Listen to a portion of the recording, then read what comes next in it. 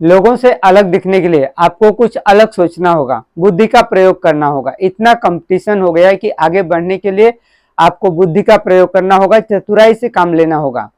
तो चलिए इसे समझते हैं एक सुंदर उदाहरण के माध्यम से कि आप चतुराई से अगर रहेंगे, बुद्धि का प्रयोग करेंगे तो आप सबसे आगे कैसे रहेंगे।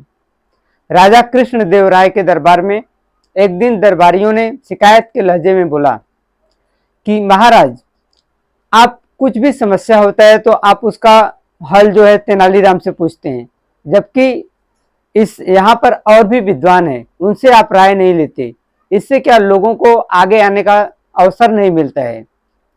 महाराज बोले कि ठीक है, अगर ऐसी बात है तो मैं एक बुद्धि परीक्षा आयोजित करता हूँ, उसमें जो भी पास हो जाएगा वह तेनालीराम की जगह पर नियुक्त किया जाएगा। सब दरबारी खुश हो गए।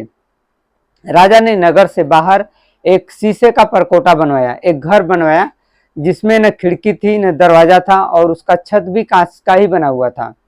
राजा ने ऐलान करवा दिया कि जो कोई भी व्यक्ति इस परकोटे के अंदर अपनी कोई भी वस्तु, कोई भी चीज अंदर डाल लेगा, बिना इसे स्पर्श किए हुए कोई भी चीज अपना अंदर डाल देगा, वह विजेता होगा और वह तेनालीराम की जगह पर नियुक्त हो किया जाएगा।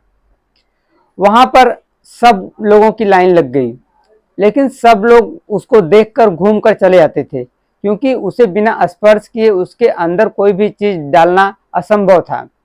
1 महीना हो गया, कोई भी विजेता नहीं बन सका। एक दिन दरबारियों ने महाराज से कहा कि महाराज, आप जानबूझकर इतनी कठिन परीक्षा आयोजित की है ताकि इसे कोई पास न कर सके, तेनालीराम का जगह कोई दूसरा न ले सके। यह परीक्षा तो इतनी कठिन है, इसमें स्वयं तेनालीराम भी पास नहीं हो सकता। यह सुनकर तेनालीराम बोले कि महाराज, मैं परीक्षा देने के लिए तैयार हूं। लोगों की वहां पर भीड़ जुट गई, सब लोग वहां पर गए कि तेनालीराम देखिए क्या करते हैं, कैसे उस कठिन परीक्षा में पास होते हैं।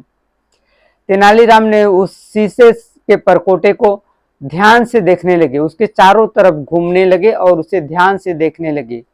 उसके बाद में उसके पूरब दिशा में जाकर खड़े हो गए और बोले कि महाराज लीजिए, मैंने अपनी एक चीज परकोटे के अंदर डाल दी बिना उसे स्पर्श किए।